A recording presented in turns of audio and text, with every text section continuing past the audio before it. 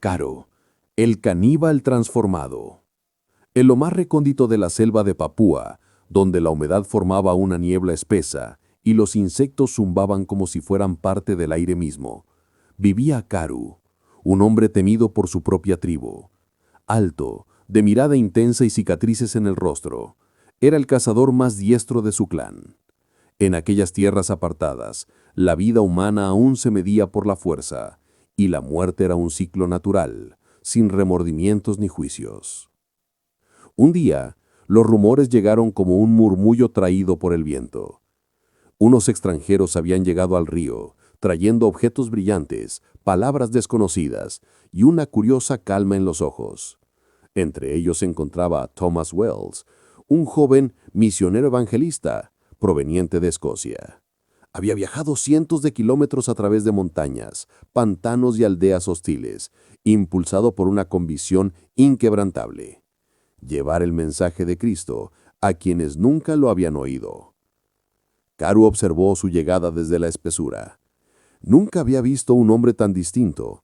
Su piel clara resplandecía bajo el sol y sus palabras sonaban suaves, como si cantara. Pero para la tribu, los forasteros traían siempre peligro: extrañas enfermedades, espíritus vengativos o cambios en las costumbres. Así fue como el Consejo Tribal decidió lo inimaginable: capturar al extranjero. En una noche húmeda y cubierta de estrellas, Thomas fue traído al centro del poblado. No gritó, solo pedía en un idioma incomprensible, aunque su voz no tenía miedo. Uno de los ancianos interpretó su calma como desafío y ordenó que se realizara el rito de la carne, un acto que sellaba el dominio del clan sobre los extraños. Karu fue elegido para llevar a cabo el acto. Mientras observaba los ojos del misionero, vio algo que nunca antes había visto: compasión. No súplica, no odio, sino una luz tranquila. Thomas murmuró unas palabras que nadie entendió, pero que sonarían por años en la mente del cazador: Padre, perdónalos. Esa frase se clavó como una espina invisible. Aunque Karu cumplió la orden de su pueblo, algo cambió en él esa noche. Al comer, el sabor de la carne le resultó distinto. No era como la de los enemigos caídos en batalla. Había un peso sagrado, un eco que no podía borrar. Pasaron los años. La selva siguió creciendo.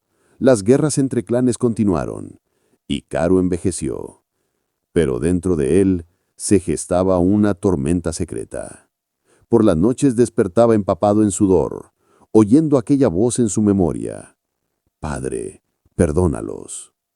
Se apartó del clan y comenzó a vivir solo, lejos del pueblo. Intentó ahogar su culpa con rituales, ayunos y antiguos cánticos, pero ninguno le traía descanso.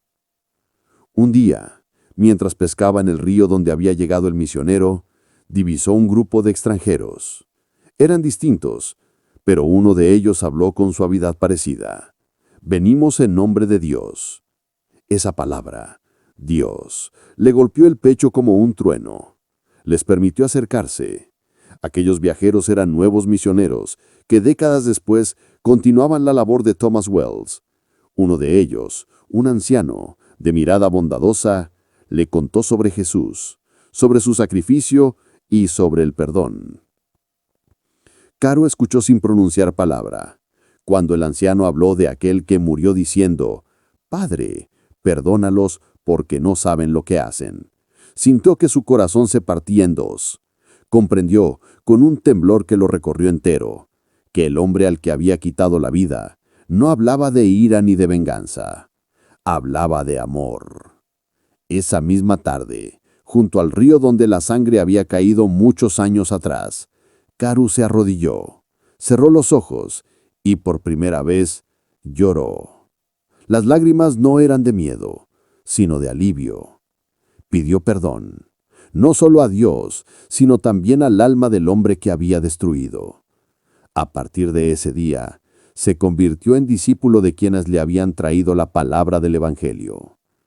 Karu aprendió a leer fragmentos de la Biblia traducida a su idioma. Sabía poco, pero cada palabra lo llenaba de vida. Enseñó a su pueblo que el milagro más grande no era el poder ni el miedo, sino el perdón que transforma los corazones. La tribu entera cambió poco a poco. Abandonaron los antiguos sacrificios, echaron los altares de piedra al río. En su lugar, levantaron una cruz de madera sencilla, al pie de la montaña. Karu murió años después, ya anciano y en paz. En su tumba los misioneros esculpieron una frase en su lengua: el hombre que comió carne y luego halló el pan de vida. Su historia quedó como una advertencia y una promesa, que ninguna obscuridad, por profunda que parezca, puede resistir la luz del perdón, que incluso el más cruel de los hombres puede encontrar redención si abre su corazón al amor de Cristo. Y así, en medio de la selva donde una vez reinó la violencia, se escuchan ahora himnos en la misma lengua que antes gritaba guerra, porque ahí donde hubo muerte, Dios decidió sembrar vida.